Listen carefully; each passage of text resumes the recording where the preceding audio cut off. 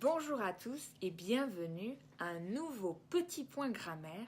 Aujourd'hui, nous allons parler de la différence entre en et dans pour une durée. Par exemple, c'est quoi la différence entre dans 5 minutes et en 5 minutes?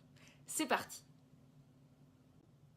Alors, on commence avec dans. Dans est utilisé pour parler du futur. En anglais, c'est in, mais in pour le futur. Par exemple, on va l'utiliser au futur proche. Je vais voyager en France dans 15 jours. So I'm going to travel to France in 15 days. On peut l'utiliser aussi au futur simple. Il arrivera dans 10 minutes. He will arrive in 10 minutes. Et aussi au présent utilisé avec une valeur de futur.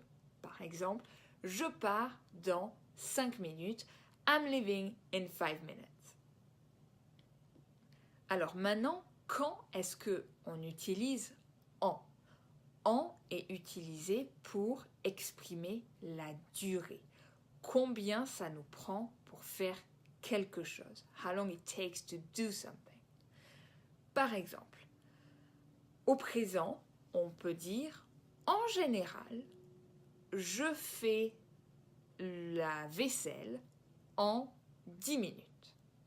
So in general, like usually, I do the dishes in 10 minutes. Donc, ici, on exprime combien de temps ça nous prend pour faire la vaisselle. So how long it takes to do the dishes. 10 minutes. Donc, on le fait en 10 minutes.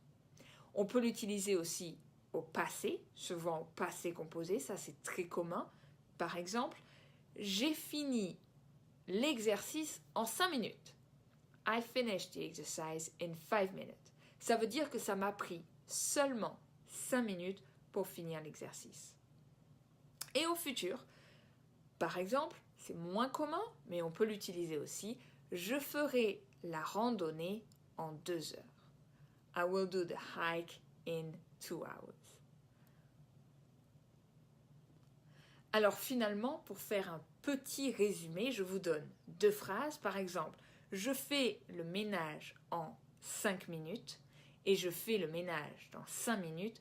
Est-ce que vous comprenez la différence entre les deux? Je fais le ménage dans 5 minutes, ça veut dire que je vais faire le ménage in 5 minutes. I'll do it in 5 minutes. Et si je dis je fais le ménage en 5 minutes, it means like usually you're really good at cleaning the house and you do it only in 5 minutes. Merci beaucoup d'avoir regardé ce petit point grammaire. J'espère que ça vous a aidé à connaître la différence entre en et dans. Si vous avez des questions, n'hésitez pas à m'envoyer un message en privé. Merci beaucoup et à la prochaine.